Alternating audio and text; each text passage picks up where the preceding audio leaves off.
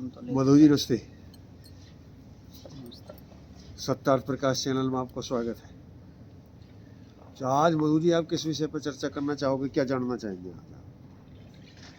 आर्य जी जानना ये चाहेंगे कि कल तो हमने ईश्वर के दर्शन किए थे जी। और हम चाहते हैं कि आज ईश्वर से मिलने के बारे में बताओ। अच्छा, आज ईश्वर से मिलने की बात करें। हाँ विषय फिर पुनः जितना गहन है वही जी उतना ही धैर्य चाहिए, श्रोता में भी और वक्ता में। जी अब वही फिर बात आती है कि जो जैसे जो मिल चुके हैं वो सुगमता से मिला सकते हैं, जी जो खुद मिल चुके हैं हाँ जी वो सुगमता से मिला सकते हैं, और जो खुद ही ना मिले हो तो वो मिला नहीं सकते। वो क्या बताइए, उसके पास कुछ है ही नहीं। हाँ, है नहीं। और एक और बात है, जो ये विद्या है ये केवल वेद के अंदर है, जी आर्य समाज के अंदर है, महर्षि दयानंद के पास है, अन्यत्र नहीं मिले। दूसरी जगह ये विद्या मिल ही नहीं सकती, जो ये सत्य विद्या। अब जो हमारा विषय है वही हम परमात्मा से मिल कैसे सकते हैं। जी कल तो हमने चर्चा की थी कि परमात्मा के दर्शन कैसे हो सकते हैं, और आज हमारा विषय है कि हम परमात्मा से मिल कैसे सकते हैं।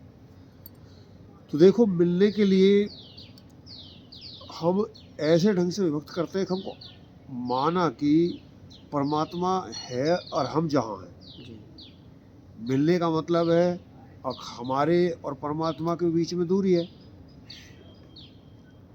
नहीं तो मिले हुए होते तो मिलने की बात थोड़ी कहते। मुझे सब आप हम मिले हुए तो हम जो थोड़ी कहेंगे भाई हम मिलेंगे। तो हम जब अब है वो भी ऐसे ही निकट, लेकिन क्या दूरी है, ज्ञान की दूरी है। जैसे हम कल चर्चा कर रहे थे, और परमात्मा के और हमारे बीच में ज्ञान की दूरी है, तो उसे मतलब आप ये कहना चाहोगे ईश्वर इतना पास में, हमारे पास में, बिल्कुल पास में है। हाँ, ईश्वर इतने पास में है जी, तो इतने पास में और कोई नहीं हो सकता। फिर भी नहीं देख पा रहे हैं। फिर भी नहीं देख पा रहे जी। अब ये जैसे कभी कभी ऐसा होता कि आप किसी सभा में गए हो जी और सभा में जाकर के बराबर में कोई व्यक्ति बैठे पहचानते ना हो, जान ना हो, जी तो मान नहीं हो सकती है। हाँ जी बैठा रहो बराबर में, और जब पता लगे रही तो रिश्तेदार तो अरे हमने तो यार देखा नहीं आपको, ये बात हुई। तो जैसे बराबर में बैठे हुए का भी पता नहीं लगता है, ऐसे ही परमात्मा भी हमारे सबसे ज़्यादा निकट है। जी दुनिया के हर पदार्थ से ज़्यादा निकट परमात्मा है। अब जो है निकट है, लेकिन फिर उससे अब तरीका क्या है मिलने का, हम बताते हैं। तो सबसे पहले ऐसे समझो कि 8 ग्राम पढ़ेंगे, देसी भाषा में हम समझने के तौर पर, जिसको आम व्यक्ति अच्छी भाषा साहित्यिक भाषा में बोलूँगा तो वो समझ में नहीं आएगी जो दर्शनों में लिखी हुई है। तो मैं सादा भाषा बोलता हूँ कि माना कि 8 गांव है। जी गांव ग्राम ग्राम ग्राम जी, और 8वें ग्राम में वो रहता है जी। हमें 7 ग्राम पार करने पड़ेंगे। जहाँ हम खड़े हैं जी यहाँ से हमें रेल में या जहाँ में भी बैठना पड़ेगा, जो भी हमें सवारी मिली, माना कि रेल में ही हम बैठते हैं, तो 7 बड़े शहर आएंगे और स्टेशन भी आएंगे, उनमें छोटे छोटे स्टेशन भी आएंगे। अब सबसे पहले जैसे हाँ, जो पहले एक गांव है उसका नाम है यम।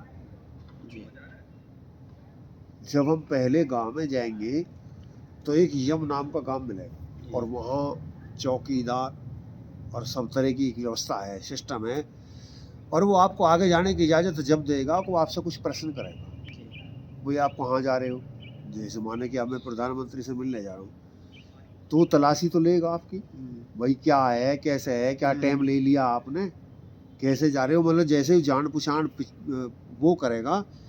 तो ऐसे ही वो व्यक्ति जो पहले आप यम में जाएंगे, वहाँ बैठा हुआ व्यक्ति आपसे पूछेगा, वो 5 यानी 5 स्टेशन समझो, या 5 प्रश्न करेगा जी। तो आप भगवान से मिलने जा रहे हो? भगवान से मिलना चाहते हो, तो पहले बताइए क्या आप अहिंसा किसी से बैर तो नहीं रखते हैं, जी। किसी को अकारण सताते तो नहीं हो, मांसाहारी हो, ऐसी चीज हो, बिना किसी, यदि दूसरे जीव को आप दुख देते हो, आपने कि हाँ मैं तो दूसरे, मेरी दुश्मनी है, मैं बदला लेऊंगा, मैं मारूंगा, तो वो कह देगा आप नहीं मिल सकते उससे। जी। तो सबसे पहली शर्त उसने क्या बता दी कि आपको किसी से बैर नहीं होना चाहिए। फिर उसने पूछी अच्छा सत्य, और ये सब वो बोलेगा क्या आप जैसा मानते हो, जैसा आपके मन में होता है वैसा वचन में होता है और वैसा ही कर्म में होता है, या कहते कुछ हो, करते कुछ हो, सोचते कुछ हो। आप कहोगे नहीं जी, मैं बिल्कुल जैसा सोचता हूँ वैसा ही करता हूँ और वैसा ही कहता हूँ। लेकिन ये बात ध्यान रहे, ये जो हम बात कह रहे हैं उसके पास में एक ऐसा शीशा है जिससे वो देख रहा है, वो पूछ ही रहा है, लेकिन वो उसे सब पता है। यदि हम ये चाहेंगे तो बिना पूछे भी हमें हटा देगा कि आपके अंदर ये दोष है। लेकिन ये तो हमारी संतुष्टि हो, हमारा दोष क्या है हमें जानने के लिए ये पूछा जा रहा है। वो तो बिना पूछे भी हमें बता सकता है, लेकिन हम नहीं जा सकते। भाई वैसी वहाँ से हटा दिया तो हमें यही पता नहीं लगेगा कि भाई दोष क्या है, तो फिर हम कैसे वो दोष से दूर कैसे करेंगे। तो वो तो हमारे दोष दूर करने के लिए पूछा जा रहा है। तो वो उसने पहले पूछ ली का भाई आप अहिंसा, सत्य और ब्रह्मचर्य, अस्ते आता उसके बाद, सत्य, अहिंसा, अस्ते। अस्ते का मतलब है कि वो पूछेगा क्या आप किसी के पदार्थ को, यानी कोई चोरी करने की प्रवृत्ति है, बिना किए भी ले लेते हो किसी की इजाजत के बिना किसी के पदार्थ को, पैसा है, धन है, वस्त्र है, ऐसा क्या आप कर लेते हो? यदि आप कह देते हो जी ऐसा कर लेते हैं तो कहेगा आप नहीं मिल सकते। और मान लो वो ऐसे कह के और ये कह दे कि मैं ऐसा नहीं करता, तो वो पता हो तो बता देगा तो तेरे ऐसे किया था। जी।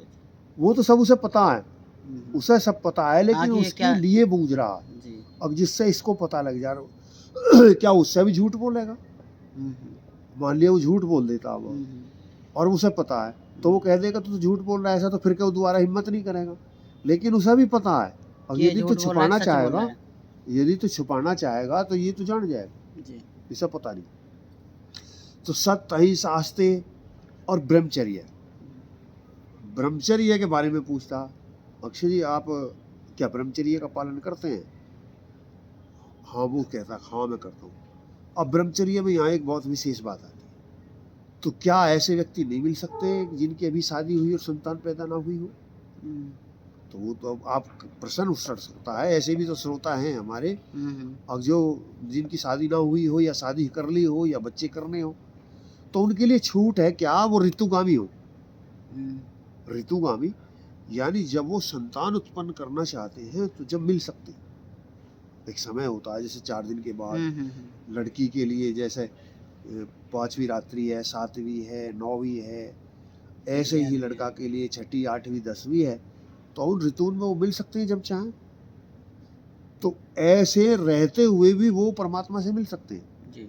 लेकिन जब वो संतान पैदा करना नहीं चाहते हैं और जब यदि वो शरीर की शक्ति को नष्ट करते हैं तो फिर नहीं मिल सकते। यदि वासना से नष्ट करेंगे तो नहीं मिले। और वहाँ फिर शर्त क्या कर लगाता हो? दर्शन। आप इस भावना से किसी के दर्शन करते हो? स्पर्शन, क्या आप किसी को इस भावना से छूते हो? संभाषण, जिसे हम मजाक कहते हैं, क्या आप संभाषण करते हो? इनके लिए निषेध। ना आप उस दृष्टि से दर्शन करोगे, ना उस दृष्टि से स्पर्शन करोगे, ना उस दृष्टि से संभाषण करोगे, और ना काम चिंतन करोगे। काम चिंतन समझते हो? कोई नहीं है, मैं मस्तिष्क में विचार कर रहा हूँ और काम का चिंतन कर रहा हूँ। किसी स्त्री के बारे में करूँ, स्त्री पुरुष के बारे में करे, हाँ, मतलब वो वासना का जो चिंतन करे। यदि वो विषय है, मस्तिष्क हृदय में विषय है, तो इसके लिए मना करेगा वो। अब आप ये चिंतन नहीं करोगे। और कथा, काम कथा, काम कथा भी नहीं करोगे। काम कथा होती है हम आपस में वार्ता करने लगते हैं। मान लिया 2 स्त्री बैठ गई और वो उन विषयों पर चर्चा करने लगी, काम कीन पे, जो एक स्त्री पुरुष का संबंध होता है। उन संबंधों पर यदि चर्चा करते हैं हाँ हाँ तो उसे काम कथा कहते हैं। जी, तो ये 5 चीज वो ब्रह्मचर्य में निषेध करे, ये नहीं करनी चाहिए, नहीं करनी है। नहीं करनी चाहिए। यदि परमात्मा से मिलना है तो जो पहले यम नाम का द्वार पे बैठा हुआ है वो आपकी परीक्षा करेगा और वो पूछेगा। और एक और है अपरिग्रह। अपरिग्रह अपरिग्रह क्या है? अपरिग्रह ये है, वो पूछेगा कि क्या आप देखो, अपरिग्रह का वैसे जो अब तक दुनिया में प्रचार कर रहे हैं ना लोग बाग, जानते नहीं है। वो कहते हैं कि कोई भी चीज़ इकट्ठी नहीं करनी चाहिए, लेकिन ऐसे व्यक्ति वेद के विरुद्ध बोलते हैं। वेद ये नहीं कहता, वो कहता कि जिन पदार्थों की आवश्यकता है उनका इकट्ठा करना चाहिए। जी, फिर अपरिग्रह क्या है? अपरिग्रह का मतलब ये है कि कभी अभिमान नहीं करना चाहिए और एक जितेंद्रिय रहना चाहिए। जो हम पहली वीडियो में जिक्र कर रहे थे कि हमारी इंद्रिय हैं, इन पे जितेंद्रिय होना अब मिलने के लिए आवश्यक हुआ है। जी, वहाँ तो ज्ञान करा रही थी, वहाँ इन पे नियंत्रण की आवश्यकता नहीं थी। यदि आपका वाणी पे नियंत्रण नहीं है, जीभ पे नियंत्रण नहीं है, आप वो खा सकते हो जो आप में नहीं खाना चाहिए, तो फिर परमात्मा कहेगा तू नहीं मिल सकता। तू तो फिर इनकी तृप्ति में ही लगा रहेगा, इनकी तृप्ति में लगा रहेगा। अब तो ये पहला, जब वो 5 परीक्षा हम बता देंगे, जी मैं अभिमान नहीं करता। अब विषय ये आता है कि इतनी जटिल परीक्षा पास करने के लिए उसे मिलने की जरूरत क्या है? ये भी तो प्रश्न हो सकता है। नहीं, ये भी हो सकता है। और एक और ला रहा है कि इतना सब कुछ ऐसा कौन मिलेगा जो जिसे सब मिल- कुछ ये सब त्यागने के तैयार हैं? जिसे ऐसा मिलना- मनुष्य मतलब कौन है जो सब कुछ सच बोलने वाला भी हो, ब्रह्मचारी भी हो हाँ, और किसी की निंदा ना करता हो? हाँ। ऐसा कहाँ छानबीन करके मिल सकता है कोई? ईश्वर से मिलने के लिए हाँ, यदि पहले कर लिया है हाँ, और ये पता चल जाए कि ईश्वर से मुझे मिलने जाना है, हाँ, ईश्वर से मिलना है, हाँ। तो ये सब छोड़ने पड़ेंगे या पहले से जो छोड़ने पड़ेंगे। छोड़ने पड़ेंगे? यदि छोड़- पहले कर लिए हैं, कर रहा है तो ठीक है, नहीं ये है तो छोड़ने पड़ेंगे।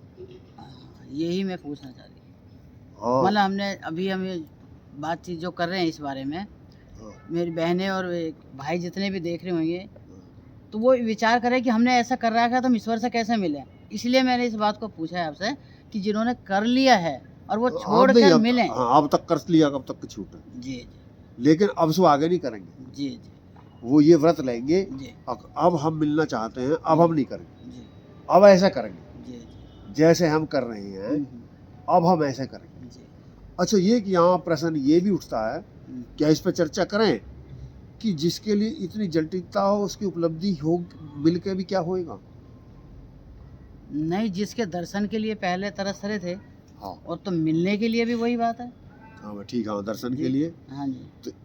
जो लाभ है वो लाभ भी कितना होगा कि जितने सांसारिक मनुष्य चाहता है, ये भी मैं बता दूं थोड़ा, क्योंकि भाई उसे मिलने की फिर जरूरत क्या पड़ेगी, इतनी करके क्यों मिले? यदि कोई व्यक्ति मिलता है तो जो संसार में चाहता है, जी वो हम आगे जाकर के चर्चा करेंगे, उसे सब पदार्थ मिल जाते हैं जो भी चाहता, जो उसे इसमें नहीं मिल सकते। एक श्रेय रास्ता है, एक प्रेय रास्ता है। जी तो जो हम रास्ते की बात कर रहे हैं, ये श्रेय रास्ते की बात कर रहे हैं। हमें जाना जीवन तो मौत तक जाना है, भाई सब जाएंगे मौत तक, जाकर जन्म हुआ है, जन्म वो से सब लेकर मौत जाएंगे। तक जाएगा। अब वो वहाँ से जन्म से मौत तक जाने के 2 रास्ते हैं, एक तो प्रेय रास्ता और एक है श्रेय। श्रेय कहते हैं श्रेष्ठ, अच्छा, और एक प्रेय कहते हैं चलने में अच्छा लगता है। जी चलने में अच्छा लगता है जब पहुँचते हैं, जब कुछ नहीं मिलता। ये चलने में कठिन लगता है, पहुँच जाने में आनंद देता है। एक तो आराम से चलता है, और एक पहुंचने के बाद में आराम। हाँ, आओ पहुँचने के बाद कुछ दुख, पहुँचने के बाद दुख मिलता है। रास्ते में ही ले लिया आनंद, जो कुछ लेना था, उसके लिए तपस्या तो कुछ करी नहीं। एक व्यक्ति रास्ते में तपस्या करता है वहाँ जाने के लिए, जब वो जा करके वहाँ उसे फिर वो सब चीज मिलती है जो वे चाहता है। जी तो उसमें ये अंतर है, जो व्यक्ति उस रास्ते पर चलता है उसको वो चीज नहीं मिल सकती जो उस रास्ते पर नहीं चलता। जी उनके लिए वो तरसता ही रहता है, उतने सुख नहीं किया। मतलब जो चीज इनके लिए वो तरस रहा है उसके लिए वो बहुत साधारण सी बात है। वो सब चीज़ पा सकता है, वो सब आनंद पा सकता है। वो अब एक और मैं बात बताऊं, जैसे वासनाओं में फंसा हुआ व्यक्ति कभी तृप्त नहीं होता, जी। उसकी इच्छा बढ़ती रहेगी, हम्म। जैसे अग्नि बढ़ती रहेगी ऐसे ही उसकी वासना बढ़ती रहेगी। और जो भूखा है झिका नहीं, वो कभी शांत थोड़ी हो सकता, वो तो अशांति रहेगा, दुखी रहेगा, चाहता ही रहेगा। लेकिन वहां जाकर के चाह मिटी चिंता गई, मनवा बेपरवाह है। जिनको कुछ नहीं चाहिए वो होते शहंशाह, वही तो शहंशाह जिन्हें कुछ नहीं चाहिए। और जिन्हें बराबर चाहिए और वो सीमा नहीं है वहां चाहिए नहीं की, वहां कोई सीमा नहीं है। वहां कितना ही कोई चोरी कर लो, कितनी डकैती कर लो, कितना ही व्यभिचार कर लो, कितने ही से स्त्री से संबंध हो, कितने ही पुरुषों से संबंध हो, लेकिन सीमा कुछ नहीं। अब जहाँ जाकर तो संतुष्ट हो जाएगा। और जितने संबंधी बढ़ते जाएंगे उतना ही अशांति बढ़ती जाएगी, अशांति बढ़ती जाएगी। वो बंदर वाली एक कुकड़ी तोड़ी जेब में, बगल में फिर दूसरी तोड़ी, फिर बगल में, फिर तो ये ऐसी अवस्था उसकी होगी। तो अब जो पहली सीढ़ी वो पर वो गया, पहली सीढ़ी क्या थी, हमने बताया कि यम नाम का गांव था। यम नाम के गांव में जब उसने कह दी जी मैं इन सब बातों नहीं करूँगा, मैं इन सब बातों ने नहीं करूँगा, मतलब उसके हृदय में कोई विकार होना नहीं चाहिए। वो अरे ये छुपा तो उसे पता लग जाएगा। ये छूट है जैसा आपने बताई।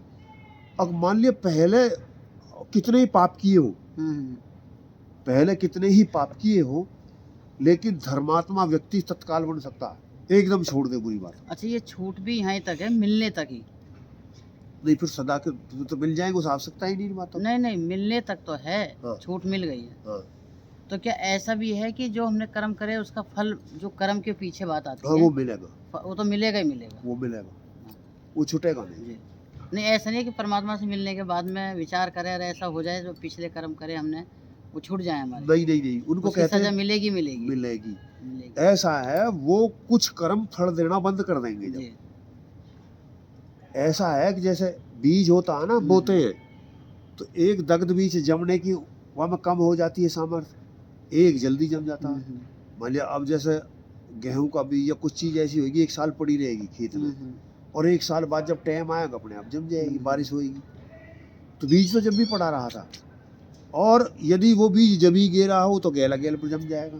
तो ऐसी जो किए कर्म है ना, वो कुछ कर्म, सब नहीं, कुछ कर्म दगद हो जाएंगे और वो बिगर फल दिए पड़े रहेंगे। फल तो देंगे, लेकिन फिर जब आप आगे जाएंगे मिलने के बाद में, फिर आपकी स्थिति उस पर चर्चा करेंगे, वो फल देंगे, उन्हें रोका नहीं जा सकता। जैसे कर्म किए हैं फल अवश्य देगा परमात्मा।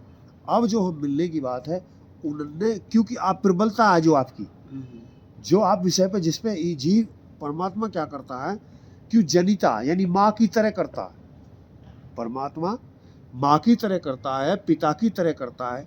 जैसे मंत्र बोलते हो ना, आप यज्ञ करते हो, सैन और बंधुर जनिता, वो बंधु है, वो सखा है और वो माँ है। तो वो इतना हितैषी है, जब वो देख रहा है कि मेरा पुत्र ये चाहता है, मुझसे मिलना चाहता है, तो फिर कुछ समय के लिए अपनी बुद्धि को अपनी ओर आकर्षित कर लेता है, और वो ये विषय उसे फिर परेशान नहीं करते, ये बेकार लगते हैं। जब जैसा ये जितने अच्छे लगते हैं, अब आप दूसरी तरफ देखिए, मान लिया कितने ही लड़की हैं, लड़का हैं, ऐसे हैं, आप उन्हें रोकना चाहो तो वो घर छोड़ देंगे, लेकिन रुकेंगे नहीं। अब उनकी इतनी आक्षणता उस विषय के प्रति, अब वो घर के छोड़ देंगे, घर छोड़ देंगे, लेकिन उसे नहीं छोड़ेंगे। अब दूसरी तरफ देखिए, जब उसकी इधर से आक्षणता खत्म होगी, महर्षि सिद्धांत की शादी करी जा रही है,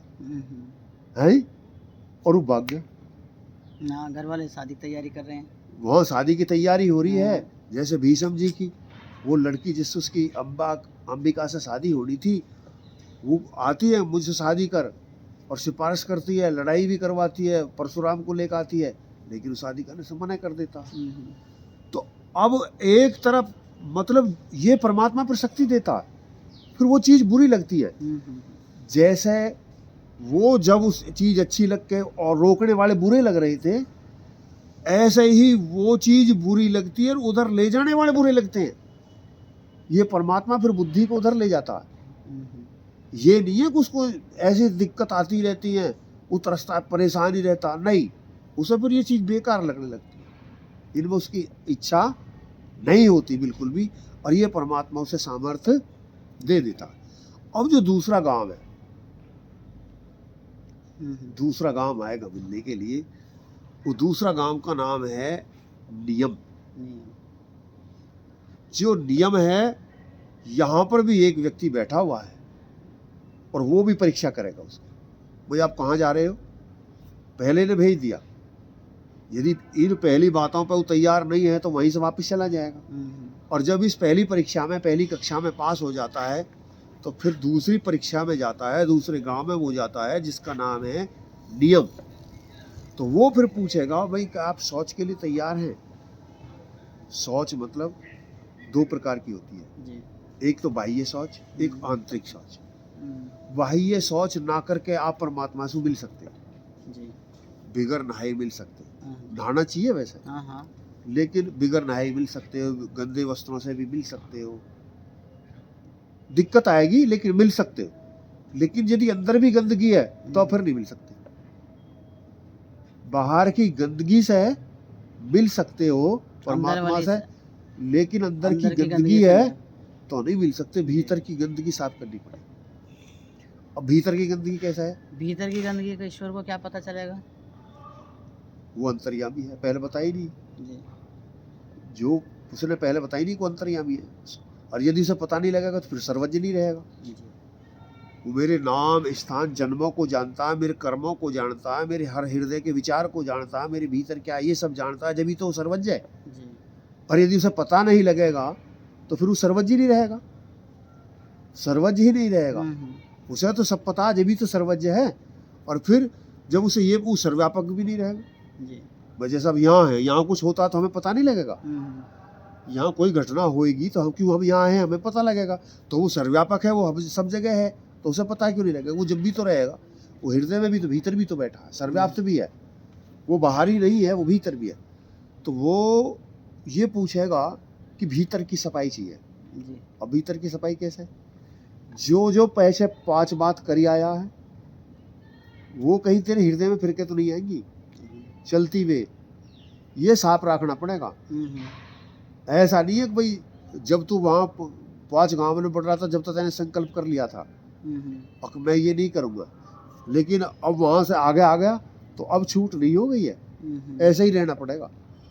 मतलब भीतर वो गंदगी आएगी नहीं। जो व्रत लेके चला था, पहले थी, अब नहीं निभ सकती, आज की तारीख में नहीं निभ सकती। और वो विचार आते ही पता लग जाएगा आपको ही, उसी को। यदि इन 5 चीजों में आपके मस्तिष्क में कोई ऐसा विचार आ गया हृदय में, तो तत्काल पता लग जाएगा, अब मेरा यहाँ पतन होगा, वही से हट उल्टी बैठ, फिर नहीं बैठने देगा। तो पहला है शौच। दूसरे गांव में पूछेगा शौच है, यानी आपके वस्त्र, आपका शरीर, नहाते हो या आलसी हो? वो भी नहीं धोते, जो भी नहाता हूँ रोज, नहाते हो ठीक, वस्त्र साफ करते हैं, वस्त्र साफ करते हैं, जो स्थान है आपका वो साफ है, हाँ, विचार भी साफ है, विचार भी साफ है बिल्कुल, कोई किसी प्रकार की मलिनता तो नहीं है उनमें, जब हम कह देंगे हाँ जी नहीं है कोई भी। अब पूछेगा अच्छा संतोष है, और ये क्या चीज़ है? संतोष दुनिया ये समझती है कि आलसी प्रमादी, हमें कुछ नहीं चाहिए, भूखे मर रहे हैं, पिसाए मर रहे हैं, इसे संतोष समझ लेते। लेकिन परमात्मा इसको संतोष नहीं कहता। मतलब जब से दिल निकले और जब तक दिल छिपे, जब तक पुरुषार्थ करते रहो, पुरुषार्थ, पति पत्नी मिलकर पुरुषार्थ करते रहे। पुरुषार्थ समझते हैं? पुरुषार्थ मतलब, पुरुषार्थ का मतलब होता है 4 तरह का पुरुषार्थ होता है। एक तो पुरुषार्थ यह है कि हम जहाँ खड़े हैं इसी क्षेत्र में, धर्म के क्षेत्र में या अर्थ धन के क्षेत्र में, मान ली हमारे पास में पैसा कितना है, ये इससे कम ना हो जाए और इसको बढ़ाया जाए, और कैसे बढ़ाया जाए वो सपने देखे जाए, और फिर इसे बढ़े हुए को फिर धर्म में लगाया जाए, ये है पुरुषार्थ। यानी जो है वो घट ना जाए, जहाँ है वहीं रुकना नहीं है, ऊपर बढ़ना है। और सपने देखने हैं, यानी जो प्राप्त नहीं है उसे प्राप्त करने के विचार बनाने, सपने देखने, ये तीसरी अवस्था है। और फिर चौथी अवस्था है जो तुमने बढ़ा रखा है उसमें से 10%, 20%, 50% आप दान करेंगे दूसरे के लिए, धर्म के लिए। तो ये है पुरुषार्थ, यानी योजनाबद्ध तरीके से कार्य करना पुरुषार्थ कहलाता है। मजदूरी नहीं, मजदूरी भी एक तरह पुरुषार्थ है, लेकिन हम समझे कि मजदूरी करना पुरुषार्थ है तो फिर मजदूर सबसे बड़े धनी हो जाते, सबसे बढ़िया वो होते। लेकिन योजनाबद्ध तरीके से कार्य करना, मेहनत तो करनी चाहिए लेकिन सोच समझ के करनी चाहिए। तो ये है पुरुषार्थ। तो पहले वो पूछेगा कि आप पुरुषार्थ करते हो, और जो आप जब मिला, यानी पुरुषार्थ करने के बाद जो मिला, फिर क्या आप उससे संतुष्ट हैं या परेशान हैं? और तन्नक सा दुख आ गया तो परेशान हो गए, तन्नक सा सुख आ गया तो बड़े राजी हो गए, किसी ने कुछ बात कह दी तो दुखी हो गए। यदि ऐसी आपकी अवस्था है तो आप संतोषी नहीं। तो यहाँ वो कहता है कि ये, फिर कहता है कि ये कैसे हो सकता है? तो वहाँ ये तरकीब होती है कि जो बुरे व्यक्ति है उनसे आप ना तो मित्रता करोगे ना शत्रुता करोगे, ना तो उनसे दुश्मनी निभ सकती और ना उनसे याराना निभ सकता। उनसे उपेक्षा, ना दुश्मनी ना बैर, मित्रता। और जो धर्मात्मा व्यक्ति है उनसे निकटता करो, धर्मात्मा व्यक्तियों से मित्रता करो। और जो ऐसे व्यक्ति हैं जो धर्मी है ना अधर्मी, जो गरीब है दुखी है, उनके साथ करुणा करो, प्यार करो उनसे, मतलब उनसे मित्रता मत करो, उनसे मित्रता मत करो, मत शत्रुता करो, लेकिन उनकी जो सेवा आप मदद कर सकते हो, उनकी रक्षा जो कर सकते हो वो करो। तो ये तीन अवस्था जब आएंगी जब संतोष में आओगे। और यदि आप ऐसे रहोगे, बुरे व्यक्ति से मित्रता शत्रुता रखोगे तो संतोष नहीं हो सकता, और अच्छे आदमी से मित्रता नहीं रखोगे तो भी संतोष नहीं हो सकता। अरे जी एक और है इसमें अभी जो कहिए, गरीब से तो मतलब प्यार करो, दोस्ती मत करो। गरीब से मतलब नहीं है, बुरे मत, जो बुरा व्यक्ति है। और एक ऐसा है उपेक्षित गुरु, जो एक तो बुरा व्यक्ति है, जो बुरा व्यक्ति है ना उससे मित्रता करनी ना उससे शत्रुता करनी, वो ठीक है। और एक ऐसा व्यक्ति है कि जो विद्या के क्षेत्र में, किसी भी क्षेत्र में बुरा तो नहीं है लेकिन कोई गुण भी नहीं है जी, कोई गुण भी नहीं है जिसमें है, अवगुण भी नहीं है। अवगुण तो वैसे अपने आप आ जाता। दुर्गुण क्या है? एक बहुत धनी व्यक्ति है तो क्या उसमें गुण है? और एक धनी नहीं है तो उसमें गुण है नहीं, है? तो जिसके पास कोई गुण नहीं है ऐसे व्यक्तियों से मित्रता मत करो। गुणी तो हो, कुछ तो गुण हो उसमें, उनसे मित्रता रखो जिनमें। और यदि उन ऐसे व्यक्तियों से मित्रता रखोगे तो तुम दुखी रहोगे। बुरे व्यक्ति से भी मित्रता शत्रुता करके दुखी रहोगे, संतोष नहीं रह सकते। और ऐसे व्यक्ति से भी मित्रता करके सुखी नहीं रह सकते जिसमें गुण नहीं है। और यदि धर्मात्माओं से मित्रता नहीं करोगे तो भी दुखी रहोगे। नहीं, जिनके अंदर गुण नहीं है, जिसके पास में गुण नहीं है और उनसे नहीं करते हैं तो मित्रता मत करो, रक्षा करो। सुनो, रक्षा करो, ये उनकी रक्षा करो, सहयोग करो, उनसे करुणा करो, दया करो, प्यार करो, ये तो करो, मित्रता मत करो। नहीं, ये करने से उनके अंदर कुछ गुण तो आएंगे ना। नहीं तो ये सब करने के जिनसे आ सकते हैं, जिनसे आ सकते हैं उनके अंदर, जिनके आ सकते हैं वो करो। हाँ। उनसे प्रीति करो, प्यार करो, उन पर दया करो, उनके लिए कुछ मदद करो, हेल्प करो, ये सब करो। नहीं, ये सब करने के बाद में उससे मित्रता मत करो, मित्रता नहीं करी। हाँ। और इस तरीके से उनके साथ मदद करी। हाँ। और मदद करते करते में जिनके लिए हम मदद करना चाह रहे हैं, हाँ। उनके लिए अंदर कुछ विचार सोच जाएगी ना ऐसी। हाँ, मुझे भी तो मित्रता आपकी पूरी होगी, जी आपकी भी पूरी होगी जी। उनके अंदर तो विचार जाएंगे। हाँ, बस यही मैं पूछ, उनके अंदर तो विचार जाएंगे। लेकिन आपने यदि मैत्री भी कर ली तो उनके मानने ना मानने में तो दुख भी होगा। हाँ, फिर दुख होगा। मान लिया आप किसी बढ़िया उपदेश कर रहे हो, अब तू ऐसे मत करे, और वो आपकी बात नहीं मानता। यदि आप मित्रता कर ली है, आप जैसे आपके बेटा से मित्रता, बेटा आपकी बात नहीं माने तो दुख हो जाएगा। आपकी बेटी ने बात नहीं माने पुत्र वधू तो दुख हो जाएगा। आपका पति आपकी बात नहीं माने तो दुख हो जाएगा। क्यों? इनसे मित्रता कर रखी है। और एक व्यक्ति सड़क पे जा रहा है, एक सड़क पे जा रहा है, भूखा, आपने रोटी तो खिला दी लेकिन उससे क्या तू जैसे जूता पहना के मत, पहन नहीं मानता तो जा, उसके करने ना करने से दुख नहीं होगा। और यदि मित्रता कर बैठे तो फिर दुख होगा, वो नहीं मानेगा तब दुख होगा। तो हम वहाँ उस अवस्था, और यदि धर्मात्मा व्यक्तियों से मित्रता नहीं करेंगे, यदि हम धर्मात्मा व्यक्तियों से मित्रता नहीं करेंगे तो फिर हमें आकर्षणता खींचती रहेगी दूर को, अगर ये अच्छे हैं। तो ये इसे क्या पूरा करें अभी, या इसको दूसरे काम को, अभी तो टाइम लगेगा, ये बहुत लंबा समय है इसमें, अभी तो हमें अगले उसमें रख लेते हैं, इसमें भी अगले विषय में रख लेंगे, इसे भी। हाँ जी, तो साथियों बहुत लंबी हो जाएगी, हाँ बहुत लंबी हो जाएगी। अब हम इस चैप्टर को यही बंद करते हैं। यहाँ हमने जो दूसरा गांव था, वो 2 परीक्षा के लिए जो बैठा हुआ व्यक्ति था, कर रहा था, उसने पूछा शौच और एक पूछा संतोष। जब हम उनका जवाब हाँ में दे देंगे तो आगे की हमें बढ़ती मिलेगी। अभी इसी ग्राम में नियम नाम के ग्राम में ही और 5 परीक्षा देनी होगी, 3, पहले में भी 5 थी और दूसरे में भी 5 है, फिर परीक्षा अलग ही हो जाएगी।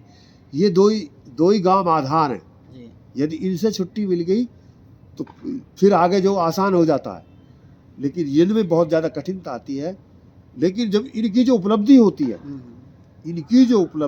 है वो एक उसकी कही नहीं जा सकती। जैसे गूंगे गुड़ खवा दो, मतलब उस गूंगे को गुड़ खवा दो और फिर उससे पूछो स्वाद कैसा, तो बता तो नहीं पाएगा, लेकिन वो आनंद ले रहा। तो ऐसे ही अवस्था उसकी होती है कि फिर उसे बताने के शब्द नहीं रहते। इन सांसारिक पदार्थों को खाने के पाने के बाद हम सब बता सकते हैं और कि ये आनंद आया, लेकिन वो जो आनंद आता है उसे बताने के लिए पर शब्द नहीं होते हैं, लिए जाते हैं, वो उसका आनंद ही लिया जाता है और फिर दुनिया पागल लगती है इसमें फंसी। तो हम यही आज के हम दूसरे पार्ट नंबर 2 में डालेंगे, यही हम बंद करते हैं आज इन्हीं विचारों के साथ। यदि आपको लगता है कि ये वीडियो आपके लिए उपयोगी है और अच्छी है और किसी के लिए भी उपयोगी और अच्छी हो सकती है, तो आप इस वीडियो को शेयर कर दीजिए, क्योंकि महर्षि सिद्धांत जी ने कही है कि जो व्यक्ति यानी वेद का पढ़ना पढ़ाना और सुनना सुनाना सब आर्यों का मतलब श्रेष्ठ पुरुषों का क्या है, परम धर्म है। तो हम ऐसी बातों को सुनते रहें, सुनाते रहें और अपना कल्याण और दूसरे जीवों का कल्याण करते रहें। ओम शम।